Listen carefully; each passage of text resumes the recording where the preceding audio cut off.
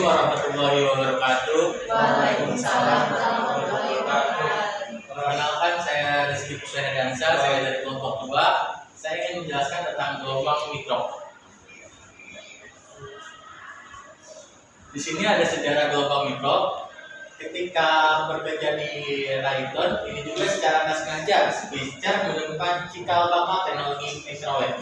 Suatu hari, ketika tengah melakukan uji coba pembuatan magnetrons dan berdiri di depan mesin radar yang menggunakan teknologi gelombang mikro, ia menemukan sebuah permen yang ada di sakunya meleleh. Melihat keanehan ini, Spitzer penasaran untuk melakukan uji cobanya. Dia pun mengambil beberapa bahan makanan untuk dijadikan kelinci percobaan. Pertama, ia menggunakan bulir jagung, dan yang kedua, ia menggunakan telur. Sebutir telur, ia letakkan di dalam kartel tempat teh dengan magnetrons diletakkan langsung di atas kartel. Hasilnya mengejutkan, telur tersebut meledak hingga mengenai salah satu rekan kerjanya yang tengah serius mengamati percobaan tersebut. Selanjutnya, di sini kita masuk ke definisinya.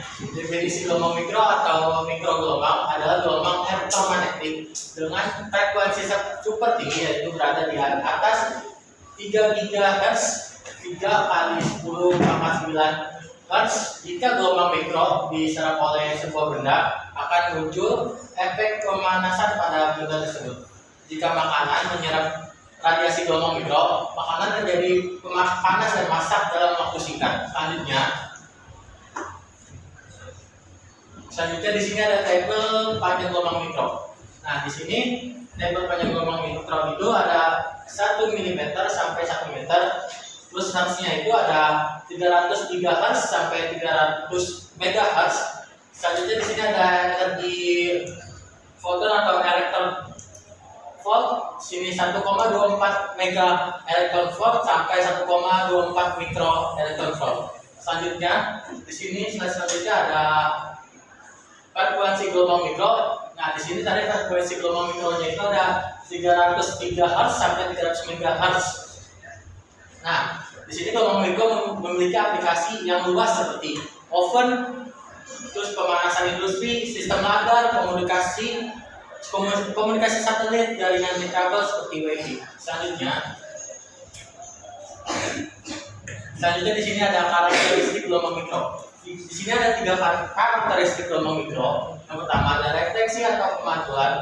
Sifat pertama dari gelombang mikro adalah refleksi, yang dapat memantulkan gelombang pada benda tertentu. Namun kebanyakan gelombang ini akan banyak dipantulkan pada benda dengan permukaan logam dan cerah. Yang kedua adalah transmisi. Sifat gelombang mikro selanjutnya adalah dapat disalurkan melalui benda yang bersifat dielektrik atau perlawanan arus. Contohnya ada gelas, plastik, keramik maupun kertas. Selanjutnya yang ketiga atau yang terakhir ada absorpsi atau penyerapan. Gelombang mikro memiliki sifat dapat diserap oleh benda dengan jenis sifat elektrik yang besar, seperti pada makanan atau benda yang memiliki permukaan yang gelap, sehingga mengakibatkan makanan tersebut panas karena menyerap gelombang mikro. Selanjutnya di sini ada contoh pemanfaatannya. Contoh pemanfaatan gelombang mikro di sini ada 2. Yang pertama adalah panas makanan. Gelombang mikro dapat digunakan untuk memanaskan makanan dengan cara membuat molekul air bergetar sehingga menghasilkan panas. Alat yang digunakan untuk memanaskan makanan dengan gelombang mikro disebut microwave. Selanjutnya yang kedua, gelombang mikro juga digunakan untuk komunikasi satelit karena memiliki frekuensi yang lebih tinggi dan panjang gelombang yang lebih pendek daripada gelombang radio. Jadi frekuensinya itu adalah 300 GHz sampai 300 MHz. Kalau panjang pendeknya itu ada 1 mm sampai 1 meter. Nah, di sini ada cara kerjanya. Di sini ada cara kerja microwave. Cara kerja gelombang mikro dalam bentuk contoh microwave.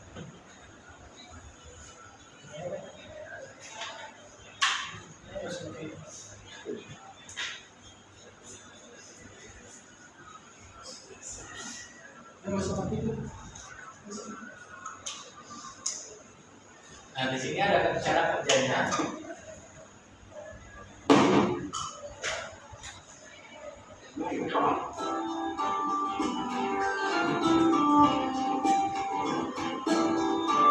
The magnetron consists of two permanent magnets flanking the copper ring.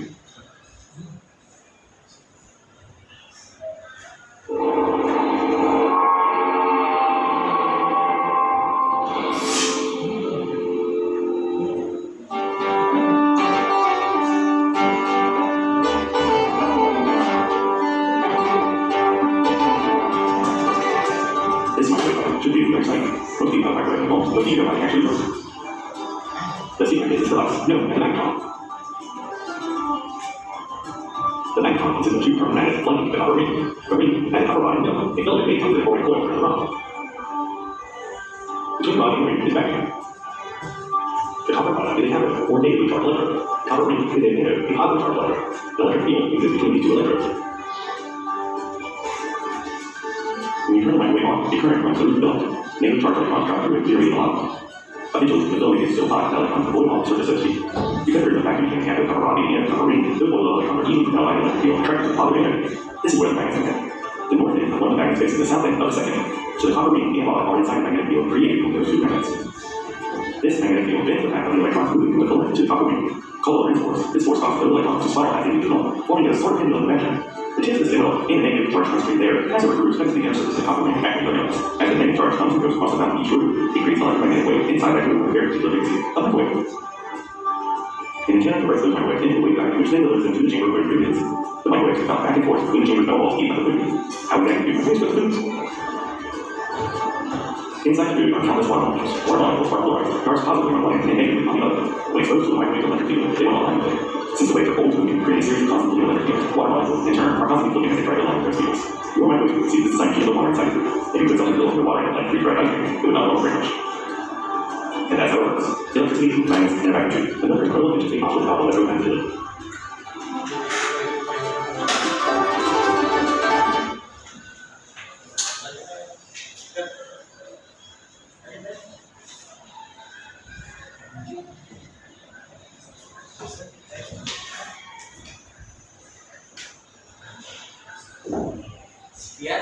Sekian presentasi dari saya. Ada sedikit pertanyaan dari dua hal di sini.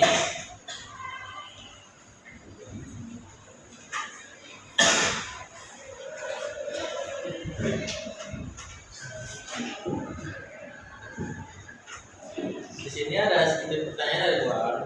Jelaskan penggunaan gelombang mikro selain pada contoh microwave. Nah, tadi yang slide selanjutnya. Nah, udah. Nah, di sini kan tadi ada selain microwave itu ada sistem radar dan komunikasi satelit atau jaringan kabel. Nah, di sini saya ambil dua contoh. Kalau komunikasi itu gelombang mikro digunakan dalam teknologi komunikasi seperti Wi-Fi dan Bluetooth atau data.